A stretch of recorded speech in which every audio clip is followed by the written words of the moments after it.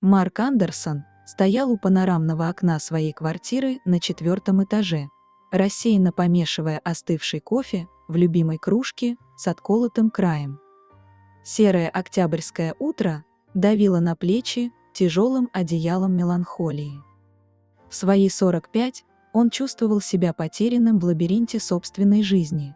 Развод 3 года назад, отчуждение с дочерью-подростком, работа финансовым аналитиком, которая из мечты превратилась в монотонную рутину. Но последние 3 месяца в его жизни появился новый ритуал. Каждое утро он наблюдал за окном напротив, где жила она, женщина, чье присутствие превратило его размеренную жизнь в загадку, требующую решения. Сара Миллер. Даже ее имя казалось слишком правильным, слишком отточенным, как будто кто-то старательно подбирал его, чтобы оно звучало максимально обыденно. «Все началось с мелочей», – размышлял Марк, делая глоток горького кофе. Сначала это были едва заметные детали. Она никогда не включала верхний свет, предпочитая маленькие настольные лампы. Ее шторы всегда были задернуты ровно наполовину, ни больше, ни меньше. Она возвращалась домой каждый день в разное время, но всегда проверяла что-то в своем телефоне, прежде чем войти в подъезд. В тот вечер шел мелкий дождь, превращающий улицы в размытое полотно отражений. Марк возвращался из супермаркета, когда услышал приглушенные голоса у подъезда дома напротив. Сара стояла, прижавшись спиной к стене, а перед ней возвышался мужчина в темном пальто. Его поза излучала угрозу. «Последний срок был вчера», – донеслись до Марка обрывки разговора. Голос мужчины звучал как шелест наждачной бумаги. «Я же сказала, все будет готово к концу недели», – ответила Сара. В ее голосе Марк уловил странную смесь страха и стальной решимости. Мужчина сделал шаг вперед, его рука метнулась к ее запястью. То, что произошло дальше, заставило Марка усомниться в реальности происходящего. Сара, казавшаяся такой хрупкой, молниеносным движением выкрутила руку нападающего, одновременно нанося удар коленом. Мужчина согнулся, хватая ртом воздух. «В следующий раз не будь таким предсказуемым, Джеймс», – произнесла она совершенно другим тоном, холодным и профессиональным.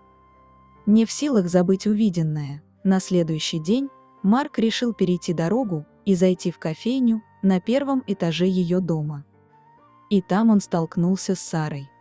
Она выглядела безупречно, строгий костюм, идеальный макияж, ни следа вчерашней схватки. Только едва заметный синяк на запястье выдавал произошедшее. «Доброе утро», – произнес Марк, стараясь, чтобы его голос звучал непринужденно. «Я ваш сосед из дома напротив». Сара повернулась к нему, и Марк почувствовал, как ее взгляд словно просканировал его, отмечая каждую деталь. Марк Андерсон, квартира 407, финансовый аналитик, в Морган энд Брукс, разведен, 1 дочь. Произнесла она будничным тоном, как будто зачитывала список покупок. Марк почувствовал, как по спине пробежал холодок.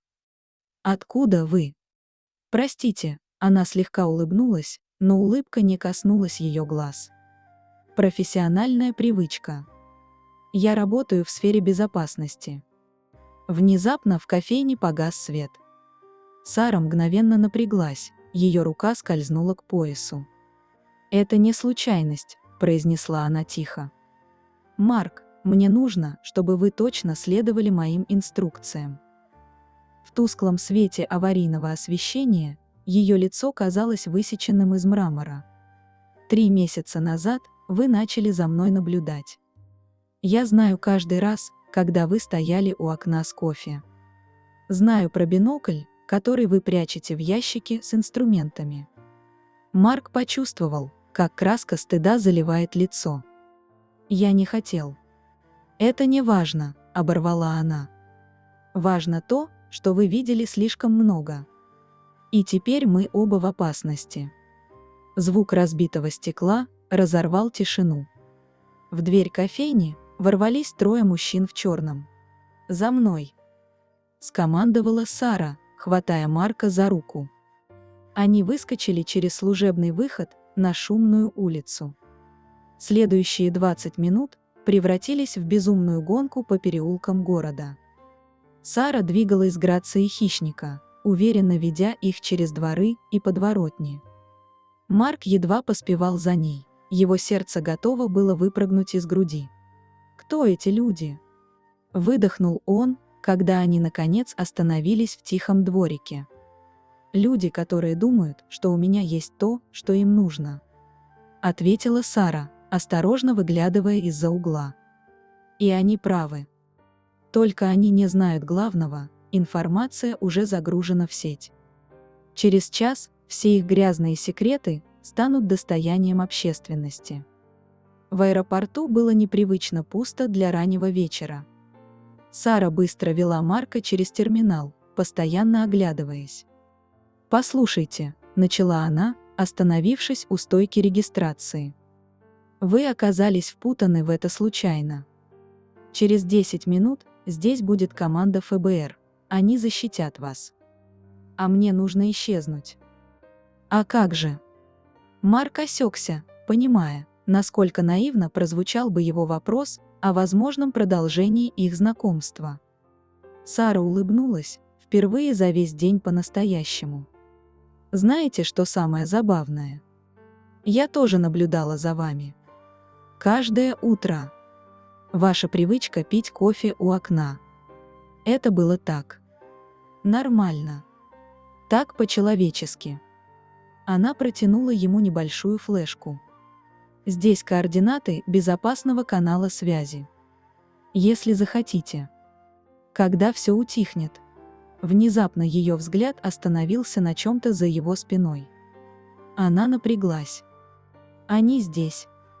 Прощайте, Марк». Поцелуй был таким же неожиданным, как и все, что случилось за этот день. А потом она растворилась в толпе, оставив после себя лишь легкий аромат жасмина и флешку, зажатую в его ладони. Марк смотрел ей вслед, пока голоса приближающихся агентов ФБР не вернули его к реальности. Он знал, что больше никогда не сможет просто стоять у окна с чашкой кофе, не вспоминая этот день. И он знал, что обязательно воспользуется этой флешкой. Потому что иногда самые интересные истории начинаются с простого взгляда в окно напротив.